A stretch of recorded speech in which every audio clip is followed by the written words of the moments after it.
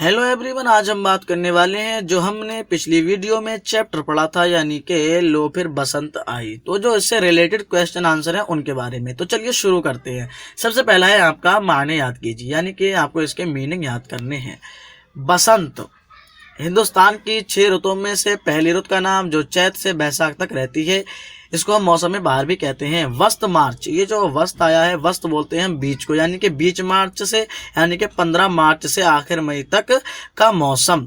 दरंग यानी कि देर, बेदरंग यानी कि बगैर देर किए, बिला झिझक। आगे है लबे आबे गंग, दरिया गंगा के किनारे। जल तरंग एक बाजे का नाम, जैसे प्यालों में पानी भर कर तीलियों से बजाया जाता है। हर प्याली में पानी की मिकदार अलग अलग होती है।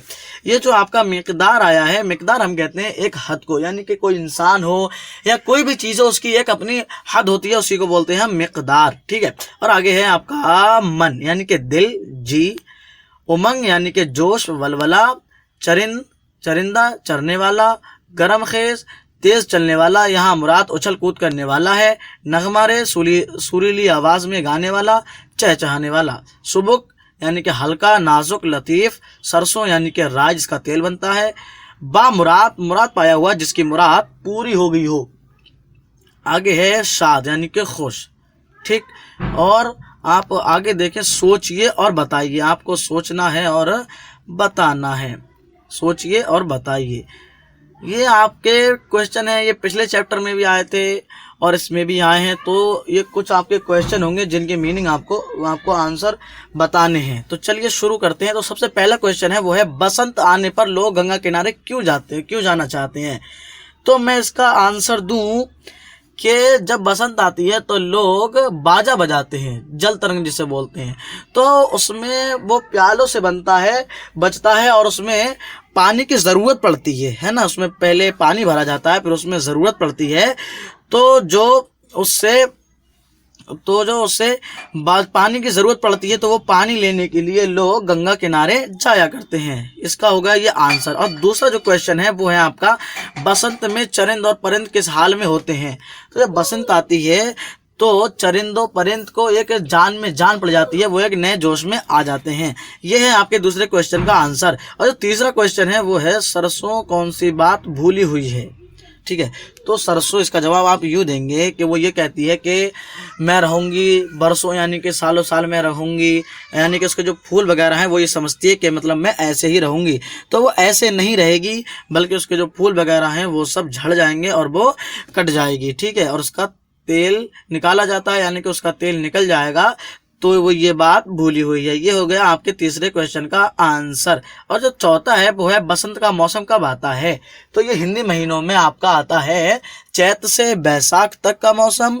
और ये अगर अंग्रेजी महीने जैसे जनवरी फरवरी है, तो अगर हम इसमें कहें ये 15 मार्च से ये रहता है 30-31 मई तक। ठीक है। और आप आगे देखें, मिसरे मुकम्मल कीजिए, यानी कि आपको सेंटेंस मुकम्मल करने हैं।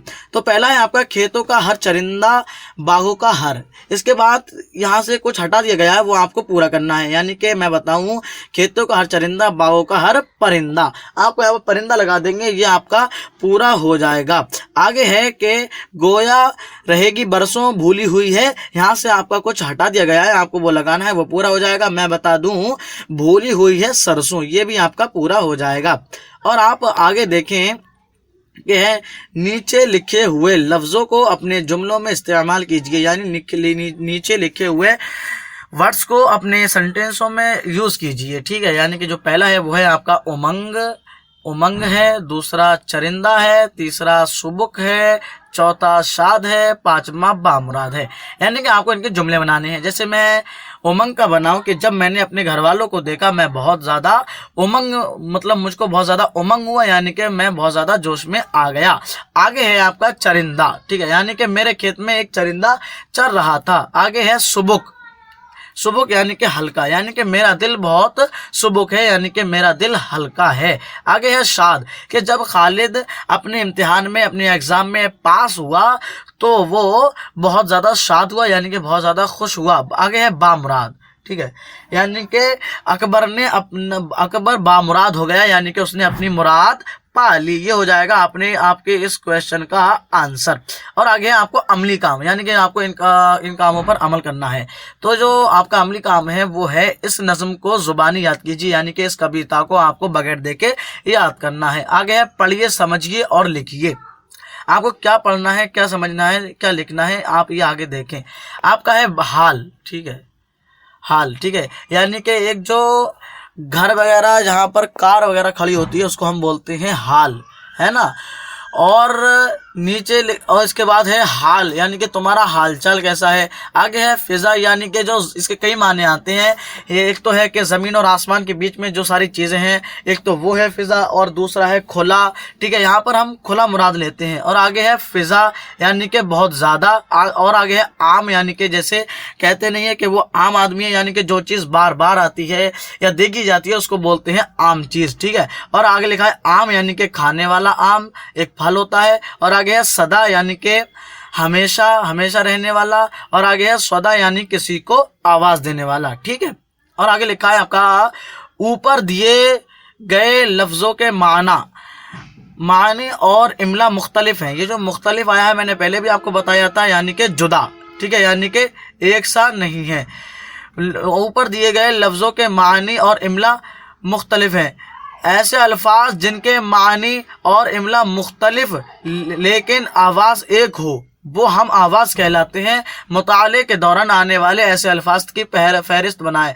अच्छा, मुताला हम कहते हैं यानी को अगर ये किताब जो हम पढ़ रहे हैं, अगर हम ये तो हमारा सबक है, ठीक है, और अगर हम इसी को कि कोई कविता वगैरह देखने के लिए, कोई कहानी वगैरह देखने के लिए अगर हम इस किताब को पढ़ते तो हम उसी को बोलते हैं मुताला, ठीक है। मुताला बोलते हैं हम कोई सी चीज़ को हासिल करने के लिए जो किताब वगैरह हम पढ़ते हैं उसको बोलते हैं मुताला।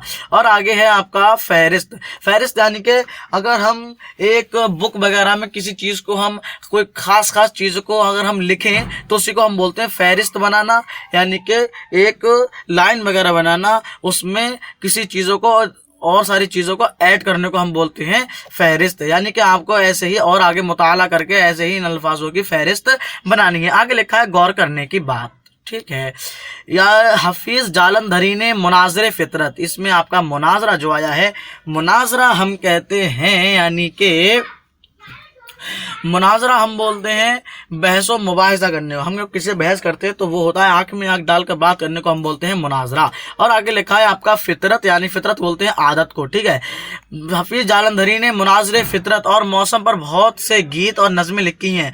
उन नज़मों को तरन्नुम यानी कि जैसे नात वगैरह हम लोग पढ़ते हैं, ये जो लय वगैरह में उसको बोलते हैं तरन्नुम, पढ़ा जाए तो एक ख़ास लुत्फ़ आता है, यानी कि मज़ा आता है। और आगे लिखा है आपका कि इस नज़्म में लब और आब, लब हम कहते हैं, ये जो आपका लब यानी कि होंठ फारसी का लफ्ज़ है, आब यानी कि पानी, ये भी फारसी का लफ्ज़ है, के साथ इजाफत लगी हुई है ना, कि लबे आब, ठीक है, यानी कि दरिया के किनारे का, ठीक है, पानी। ये इजाफत जो है, इजाफत हम ये में इजाफत कहते हैं कि जो एक दो चीज़ों के दरमियान एक ताल्लुक पैदा कर दे, एक राब्ता पैदा कर दे, उसको बोलते हैं हम इजाफत। जैसे कि मैं कहूँ कि जैद और किताब, ये दोनों अलग अलग लफ्ज़ हैं, लेकिन अगर हम इनके दरमियान में ताल्लुक पैदा करना चाहें, राब्ता पैदा करना चाहें, तो हम कहेंगे जैद की किताब, ठीक है। ये एक ताल्लुक पैदा हो जाएगा और हम इसी को बोलते हैं एक इजाफत। और आगे लिखा है आपका इजाफत इस ज़ेर को कहते हैं जो दो लफ्ज़ों के दरमियान पहले लफ्ज़ के आखिर में लगाया जाता है। गौर कीजिए कि इजाफत के इस्तेमाल यानी कि यूज़ के बाद माना किस तरह अखज़ किए जाते हैं, यानी कि लिए जाते हैं। मसलन आबे गंग, ठीक है, यानी कि गंगा का पानी, ठीक है, पानी। लबे आबे गंग, दरिया गंगा का किनारे आबाद है, ठीक है। फिर तो इस कहानी से हमने ये सीखा कि कोई भी हो, यानी कि कोई ये ना समझे कि मतलब हमको हमेशा रहना है या मतलब इस दुनिया में हमेशा रहने वाले हैं, तो ऐसा नहीं है। हर किसी को मरना है एक दिन, हर किसी को मौत का मज़ा चखना है ना। जैसे कि सरसों कह रही थी कि मैं सालों साल रहूँगी, है ना, तो वो उसकी एक भूल थी। ऐसे ही हमें किसी इंसान को या किसी जानवर वगैरह को कम नहीं समझना चाहिए, क्योंकि हर किसी का एक दौर आता है, एक वक्त आता है, जैसे कि सरसों का एक वक्त आया, एक दौर आया। चलिए मिलते हैं नेक्स्ट वीडियो में नेक्स्ट चैप्टर के साथ। जब तक के लिए बाय, खुदा हाफिज, मिलते हैं नेक्स्ट वीडियो में।